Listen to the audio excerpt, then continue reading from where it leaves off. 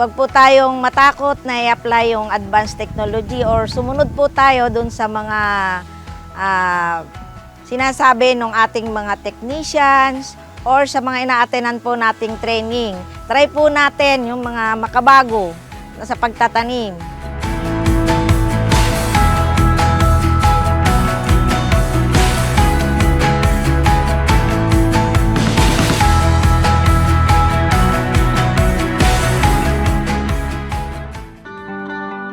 Ako po si Simeona Biernes, taga Barangay Ramada, Maria, Aurora. Ako po ay kasalukuyang treasurer ng MAPSA dito po sa aming samahan. Nung panahon po na hindi pa po ako member ng MAPSA, andun po yung pagtatrabaho namin sa aming bukirin na taniman ng mais na bahala na. Or sabihin po natin na kung ano lang po yung pwede naming ilagay sa tanim. Nang dahil po sa MAPSA, sa pagbibigay kaalaman po ng aming samahan, nagawa po naming sundan yung mga binibigay pong advanced technology na sabi. Andun na po yung alam na namin kung ilang amount ng pataba ang dapat ilagay sa isang ektarya. At kung yung pong mga panahon na dapat i-apply ang mga pataba, mga pesticide.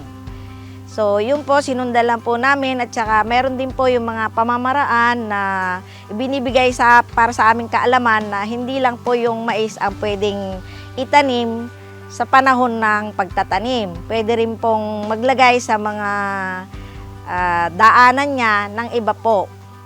And then po, noong panahon po na hindi pa namin alam ang mga kaalaman tungkol sa pagtatanim ng mais ay nakaka-30 bags lang po ang karamihan ng aming naaani sa bawat isang ektarya. Ngayon po, nakaka-reach na po kami ng 80 to 100, wag lang pong maano ng panahon. Kaya maraming salamat po sa MAPSA sa pagbibigay ng kaalaman ng aming mga kasamahan. Ako si Maribik Abilada Miles, taga Barangay Bagto, Puro 4, Maria Aurora. Kasalukuyang gumaganap na temporary secretary ng MAPSA.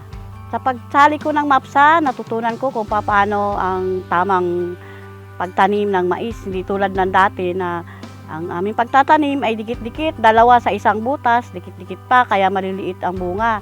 Noong nasa MAPSA na ako, hindi gumanda yung mga bunga. Ako po si Rowena Menor Kakalip ng Department of Agriculture dito po sa Maria Aurora. Ako rin po ang Municipal Corn Coordinator. Ang Maria Aurora Farmers Scientist Association po ay naitatag noong year 2014. Ito po ay nilaunch kasama po ang DA, ang ATI. At ito po ay nilaunch sa Barangay Diculiat. After po ng Barangay Diculiat, nag-on-farm training na po ang bawat miyembro. Bali, mayroon po silang miyembrong 54. Natulungan po ang bawat miyembro at sila po ay nagkaroon ng mga makinarya na magagamit po nila sa kanilang pagmamaisan. So, natutunan din po nila ang iba't ibang pamamaraan mula po sa pagtatanim, pagpapataba, pagpuksa ng mga insekto. Ganun din po sa kanilang pag-aani, yung right time.